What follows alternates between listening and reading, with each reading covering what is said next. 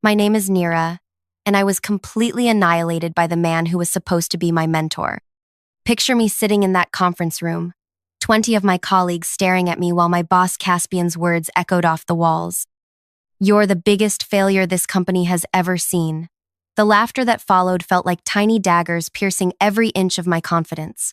My entire body felt like it was on fire from the inside out. 3 years of dedication, 3 years of pouring my heart into this company, and this is how it ends. Everyone I had worked alongside, people I considered friends, were now pointing and snickering at my expense. I wanted to disappear into the floor, to become invisible, to escape this nightmare that was unfolding in real time. But then something happened that nobody, including myself, could have predicted.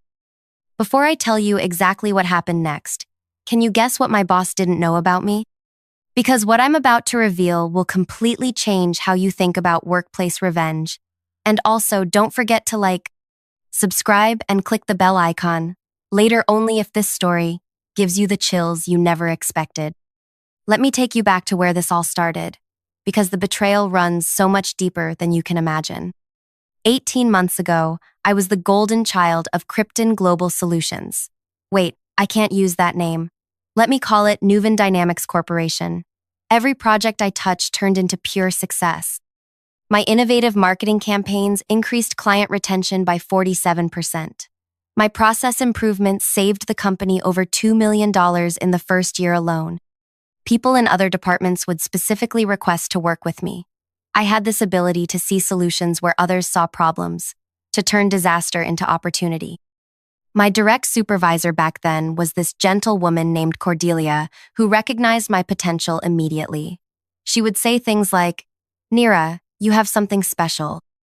Don't let anyone dim that light." Cordelia had been grooming me for a management position, teaching me the ins and outs of client relationships, budget management, team leadership. I was her protege, and everyone knew I was next in line for promotion when she retired. Then Cordelia got diagnosed with early onset dementia. She had to step down immediately. The timing couldn't have been worse because the company was in the middle of our biggest client acquisition in 5 years. We were competing for a contract worth $15 million, and I had developed the entire strategy. Every presentation slide, every cost analysis, every timeline projection came from my brain. That's when Caspian Rothwell entered my life like a tornado. Caspian had been working in our satellite office in Portland for 3 years. Nice enough guy, or so I thought.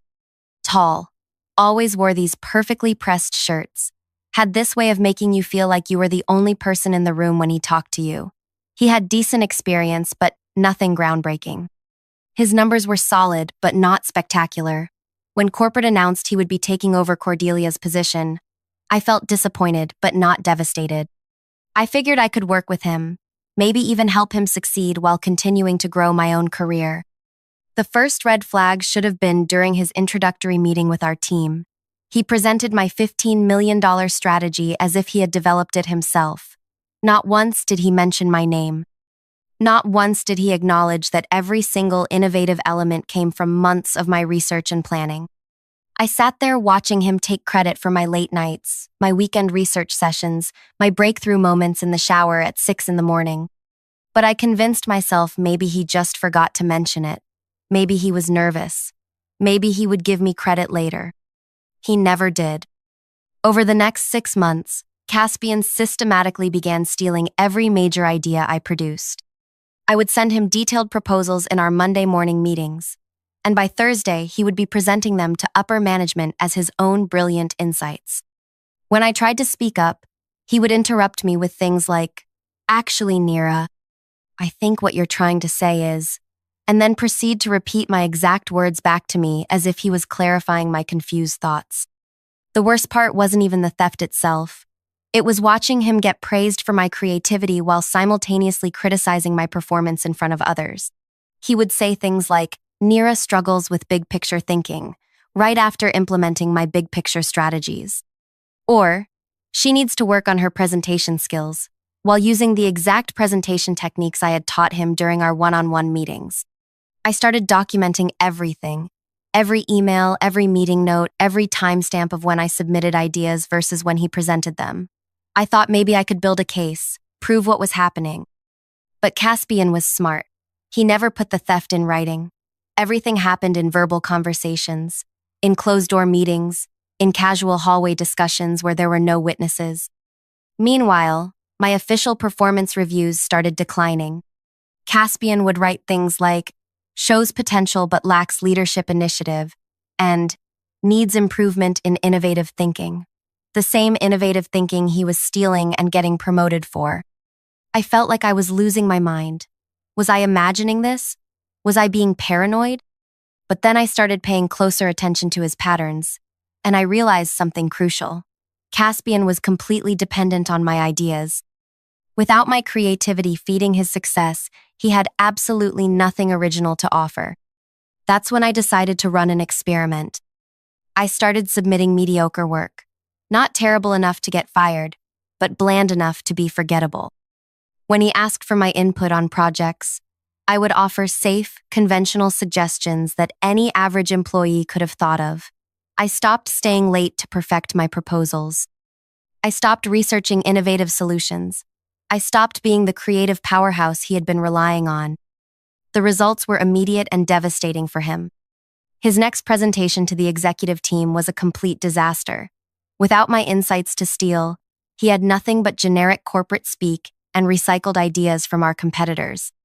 The client we had been courting for months walked away because our proposal lacked originality. 3 team members requested transfers to other departments because they were tired of his inconsistent leadership. But while I was deliberately tanking my visible performance, I was secretly building something much bigger.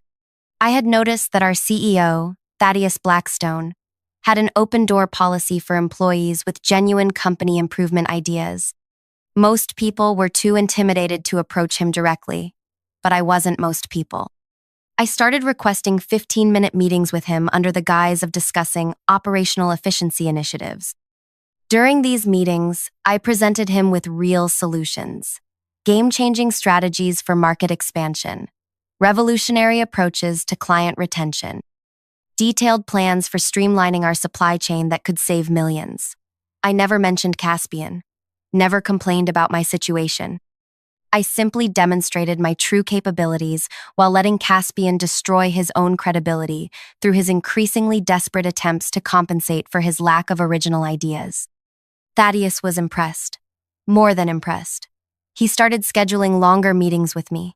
He began asking for my input on major company decisions. He would say things like, "Neera, you have a mind for business that reminds me of myself at your age." 3 weeks ago, he told me something that made my heart race. "I've been watching your work, and I think you're ready for a bigger platform. I want you to present your 5-year growth strategy to our board of directors." The board presentation, the holy grail of corporate advancement, the opportunity that could catapult my career into the stratosphere. But here's what made it perfect. Thaddeus scheduled the board presentation for the same day as our quarterly team meeting. The same meeting where Caspian had been planning to publicly humiliate me for my recent poor performance. So there I was, sitting in that conference room, listening to Caspian systematically tear apart my character in front of everyone I worked with. He had prepared this whole speech about accountability and how some people just aren't cut out for the demands of our industry. 20 pairs of eyes watching me like I was some kind of cautionary tale. Some people, Caspian continued, his voice getting louder with each word, refuse to take responsibility for their declining performance. They make excuses. They blame others. They lack the integrity to admit when they're simply not capable of meeting our standards. Every word felt like a physical assault. People were nodding along. Some were checking their phones like they were bored by my public execution. Others were whispering to each other, probably wondering how long before I got fired. Then Caspian delivered his final blow. "You're the biggest failure this company has ever seen." The laughter that followed was the most humiliating sound I had ever heard. 20 people I had helped, people whose projects I had saved, people who had benefited from my ideas that Caspian had stolen, were laughing at my downfall. That's when the conference room door opened. Thaddeus Blackstone stepped inside, his eyes scanning the room until they found mine. The laughter died instantly as he walked directly toward me with purpose and confidence. "Sorry I'm late for our board presentation," he said, his voice carrying across the now silent room. You could have heard a pin drop. 20 faces went from amusement to confusion to absolute shock as they realized what was happening. Caspian's expression shifted from triumph to terror as he began to understand that everything he thought he knew about the situation was completely wrong. I stood up slowly, gathering the presentation materials I had been hiding under my regular meeting notes. As I walked toward the front of the room, I could feel every set of eyes tracking my movement. The same people who had been laughing at me 60 seconds earlier were now staring in stunned silence. "Shall we begin?" Thaddeus asked, taking a seat at the head of the conference table. What happened next was the most satisfying moment of my entire career.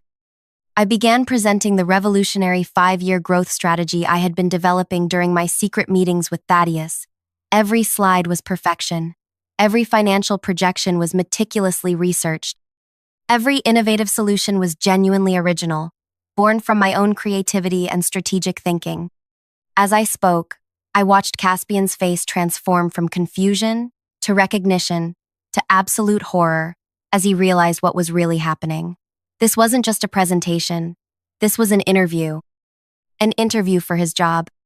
The board members were asking detailed questions about implementation timelines, budget allocations, risk assessments. I answered every single question with confidence and precision because I had lived and breathed this strategy for months. This was my vision, my creation, my masterpiece. When I finished, the room erupted in applause.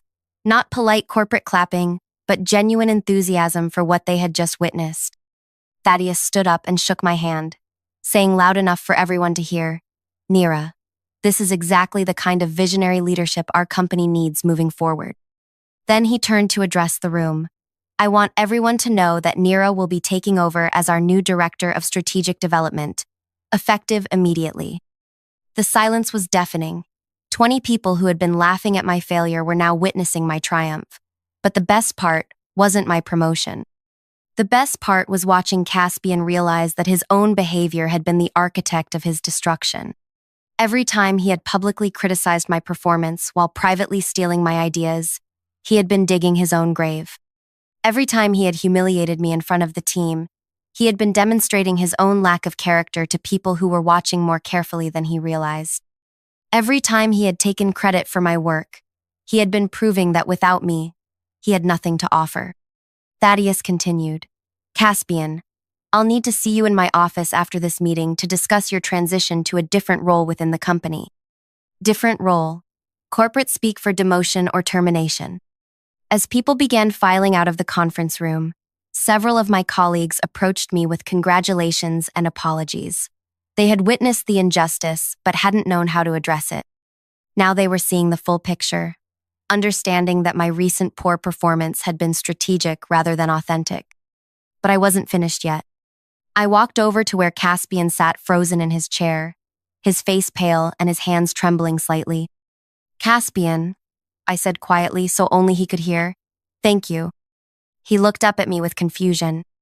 "Thank you for teaching me the most valuable lesson of my career. You showed me that sometimes the best way to expose someone's incompetence is to stop compensating for it. You taught me that people who steal credit can only succeed as long as they have something to steal. And most importantly, you proved that genuine talent will always rise to the surface, no matter how many obstacles are placed in its way." I paused, watching him process the full scope of what had just happened. "You destroyed your own career by trying to destroy mine, and you never even realized I was deliberately handing you the rope." As I walked out of that conference room, I felt something I hadn't experienced in months: complete and total vindication. Not just professional success, but emotional justice.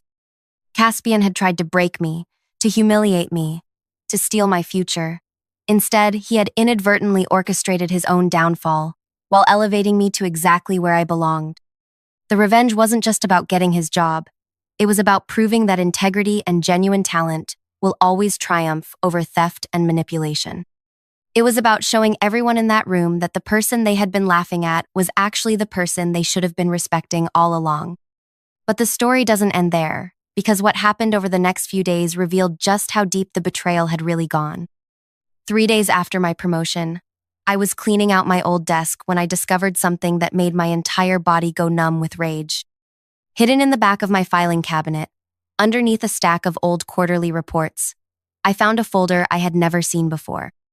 Inside were photocopies of every single email I had ever sent to Caspian with my ideas, my strategies, my innovations. But these weren't just copies. They were annotated in his handwriting with notes like, "Present this as my concept at Friday meeting," and "Remove Neera's name from attribution," and "Claim this came from Portland office research." He had been systematically documenting his theft, creating a paper trail of his own criminal behavior. But why would someone keep evidence of their own wrongdoing? I kept digging through the folder and found something even more disturbing. There were printed screenshots of text messages between Caspian and someone named Derek M. discussing me specifically. The messages made my skin crawl. "She's too smart for her own good. Need to discredit her before she figures out what's happening. Just keep taking her ideas and making her look incompetent. Eventually, she'll quit or get fired. The beauty is she can't prove anything. It's all verbal theft." Derek M. Derek Morrison, our head of human resources. My promotion suddenly felt hollow. This wasn't just about one corrupt manager stealing credit. This was a coordinated campaign to destroy my career, involving multiple people in positions of power. I photographed every single document with my phone, then carefully returned everything to exactly how I found it. My hands were shaking as I realized the scope of what I had stumbled upon. That evening, I called my older brother Kai, who happens to be an employment attorney in Seattle. I sent him the photos and waited while he reviewed everything. "Neera," he said after 20 minutes, "this is a textbook case of workplace harassment, discrimination, and intellectual property theft. You could sue this company for millions and probably win." But something inside me resisted the idea of a lawsuit. Legal battles take years. They drain your energy and your bank account. They turn you into a victim forever defined by what someone else did to you. I wanted something more immediate, more personal, more devastating to the people who had tried to devastate me. I wanted them to destroy themselves, just like Caspian had. So I developed a different plan. The next morning, I requested a meeting with Thaddeus under the pretense of discussing my transition into the new role. But what I really wanted was to understand the company's internal power structure better. During our conversation, I casually mentioned that I was interested in learning more about our human resources, policies, and procedures. "Derek Morrison would be the person to speak with about that," Thaddeus said. "Though between you and me, I've been concerned about some inconsistencies in his department lately." Inconsistencies. That was interesting. "What kind of inconsistencies?" I asked, trying to sound like I was just making conversation. Thaddeus hesitated, then leaned forward. "Several high-performing employees have left the company over the past year, all citing concerns about management support and career development. When I review their performance records, their numbers were excellent right up until their last few months, when suddenly everything declined dramatically. It's a pattern that doesn't make sense to me." My heart started racing. "Have you noticed this pattern with any specific managers?" "Well, most of these employees worked under Caspian at some point, but Derek assured me it was just coincidence. Said some people simply can't handle increased responsibility." Derek had been covering for Caspian, protecting him, enabling him to continue his systematic destruction of talented employees. I spent the next week quietly investigating those former employees who had left the company. Using LinkedIn and professional networking, I reached out to 5 people who had worked under Caspian before transferring or quitting. Their stories were heartbreakingly similar to mine. Amelia Chen had developed an innovative client communication system that increased satisfaction scores by 30%. Caspian took credit for it, then began criticizing her attention to detail until she requested a transfer to a different department with lower pay. Marcus Rivera had created a cost reduction strategy that saved the company $800,000 annually. Caspian presented it to executives as his own idea, then started writing negative performance reviews claiming Marcus lacked strategic thinking. Olivia Santos had designed an employee training program that reduced onboarding time by 40% and increased retention by 25%. Caspian implemented it company-wide under his name, then began spreading rumors that Olivia was difficult to work with until she eventually quit. Every single person had the same experience. Create something valuable, watch Caspian steal credit, endure systematic harassment designed to make them quit or transfer. And in every case, Derek Morrison had documented their declining performance while ignoring their complaints about Caspian's behavior. I realized I was looking at a criminal enterprise disguised as corporate management. But here's what Caspian and Derek didn't know. Thaddeus had been watching much more carefully than they realized. During my next meeting with Thaddeus, I decided to take a calculated risk. "I've been thinking about the employee retention issues you mentioned," I said carefully. "I'd love to do some research into what might be causing talented people to leave." His eyes lit up. "Actually, I've been hoping someone would take initiative on that exact issue. What did you have in mind?" "Well, I thought I might reach out to some former employees, get their perspective on what could have been done differently to keep them here." Thaddeus nodded enthusiastically. "Excellent idea.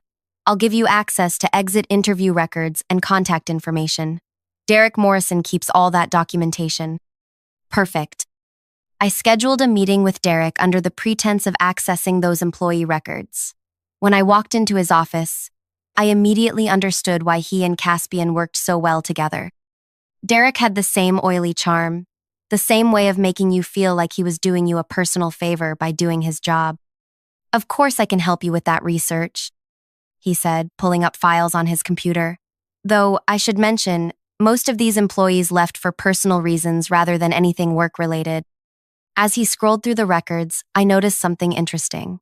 Every exit interview for former Caspian employees had been conducted by Derek himself, and every single one cited personal reasons or better opportunities elsewhere, rather than any specific complaints about management.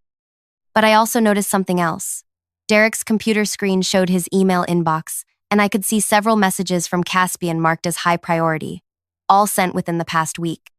"Derek," I said casually, "I'm curious about something. When employees make complaints about their managers, what's the typical process for investigating those concerns?" His smile faltered slightly. "Well, we take all complaints seriously, of course, but we have to be careful not to create unnecessary workplace drama based on personality conflicts." Personality conflicts. That's what he called systematic theft and harassment. "Have there been many complaints about management in Caspian's department specifically?" "Not really," Derek said quickly. "Caspian runs a tight ship. Some people just can't handle high standards." He was lying, and I could see it in his eyes, but I had what I needed. That evening, I called each of the former employees I had contacted earlier. This time, I asked them a specific question. Did they ever file formal complaints about Caspian's behavior with human resources? Every single one said yes. Detailed complaints, documented incidents, requests for investigation. Derek had buried every single complaint and lied to Thaddeus about it. I now had enough evidence to destroy both Caspian and Derek, but I wanted to be strategic about it. A direct accusation would put them on the defensive and give them time to cover their tracks. Instead, I decided to let them destroy each other. I started leaving subtle hints with Thaddeus about inconsistencies I was noticing in the employee retention research. Nothing direct, just observations that made him start asking his own questions. Meanwhile, I began a delicate psychological operation with Caspian and Derek. Caspian was already paranoid about his job security after my promotion, so I started feeding that paranoia. During casual conversations, I would mention things like, "Thaddeus was asking interesting questions about employee satisfaction in your old department," or, "Derek seemed nervous when I was reviewing those exit interview records." With Derek, I took a different approach. I started suggesting that Caspian might be trying to blame him for the employee retention problems. Caspian mentioned that HR policies might need to be updated to better support high-performing employees. I would say, watching Derek's face tighten with concern. Within 2 weeks, their alliance began cracking. Caspian started sending increasingly frantic emails to Derek, which I knew about because Derek's assistant Priya had become friendly with me after my promotion. Priya mentioned that Derek seemed stressed about something and was working late reviewing old employee files. Derek, meanwhile, began distancing himself from Caspian. When Thaddeus asked him direct questions about specific former employees, Derek started providing information that contradicted his earlier claims about their reasons for leaving. The beautiful thing about criminals is that they usually have no honor among themselves. When pressure builds, they turn on each other to save themselves. The breaking point came during a routine management meeting 3 weeks after my promotion. Thaddeus had invited me to observe as part of my leadership development, and the agenda included a discussion about employee retention strategies. When Thaddeus brought up the concerning pattern of talented employees leaving Caspian's department, Derek immediately threw Caspian under the bus. "I've been worried about that pattern too," Derek said. Several former employees did express concerns about management style and recognition during their exit interviews. Caspian's face went white. "That's not what you told me before. You said they all left for personal reasons." "I was trying to protect your feelings," Derek replied smoothly. "But since we're discussing it openly, I think we need to address some legitimate concerns that were raised." "What concerns?" Thaddeus asked, his voice sharp with interest. Derek pulled out a file I had never seen before. Well, there were allegations about idea attribution, public criticism of employees, and general management approach. Caspian stood up so fast his chair rolled backward. "You told me you had handled those complaints? You said they were just personality conflicts." "I never said that," Derek lied effortlessly. "I said we needed to document everything carefully before taking action." That's when I realized Derek had been keeping detailed records of everything all along, not to protect Caspian, but to protect himself.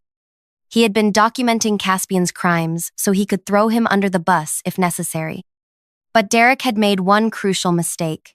He assumed that Caspian was too stupid to have kept his own evidence. Caspian reached into his briefcase and pulled out his phone. "Really, Derek?" "Because I have text messages where you specifically told me to keep taking credit for employee ideas because it would make them quit faster." The room went completely silent. Thaddeus looked back and forth between them, his expression darkening with each passing second. "Are you telling me," Thaddeus said slowly, "that both of you have been deliberately sabotaging our employees?" That's when they both started talking at once, each trying to blame the other, each revealing more evidence of their conspiracy with every word. I sat there watching two grown men destroy each other in real time, exposing years of systematic employee abuse while trying to save their own careers. Within an hour, both Caspian and Derek were escorted out of the building by security. But my revenge still wasn't complete. The next day, I received a call from our company's legal department. Apparently, the evidence that had emerged during that meeting was serious enough to warrant a full internal investigation. They wanted to interview me as a potential witness. During that interview, I provided them with copies of all the evidence I had gathered, including the photos from Caspian's secret folder and the statements from former employees. What I learned during that investigation was even more disturbing than I had imagined. Caspian and Derek hadn't just been targeting me.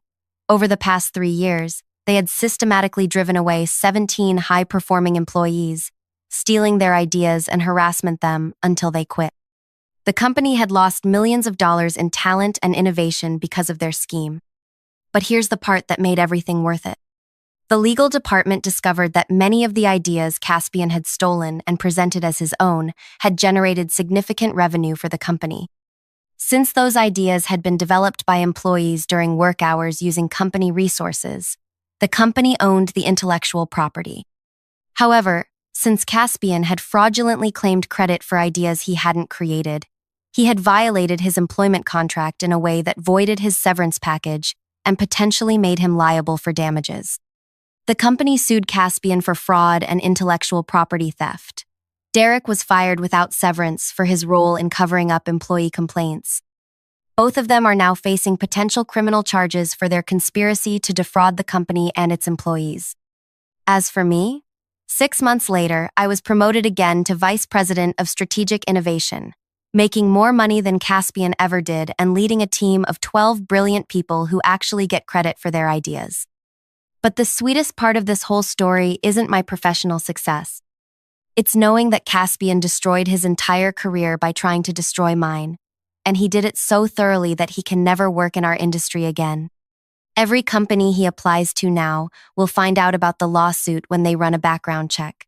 Every reference he tries to use will know about his fraud conviction. Every job interview will end with questions about why he was terminated for theft. He tried to steal my future, so I let him steal his own. The last I heard, he was working at a retail store in a mall somewhere, making minimum wage and living in his mother's basement. Meanwhile, I'm literally living my dream career, getting recognized for my actual contributions, and building something meaningful with people who respect and value my ideas. That's what happens when you try to break someone who refuses to stay broken. So if you're dealing with someone who's stealing your credit, undermining your success, or trying to sabotage your career, remember this. Sometimes the best revenge is simply stopping yourself from saving them from their own incompetence. Give them enough rope, and they'll hang themselves. Trust me on that one. Now I want to hear from you in the comments below. Have you ever dealt with someone who tried to steal credit for your work? How did you handle it? Did you fight back immediately? Or did you play the long game like I did? Drop your story in the comments because I read every single one. And don't forget to smash that like button if this story gave you the satisfaction you needed today. Subscribe for more stories about people getting exactly what they deserve, and hit that notification bell so you never miss an update. Because trust me, I have plenty more stories about karma coming back around in the most unexpected ways.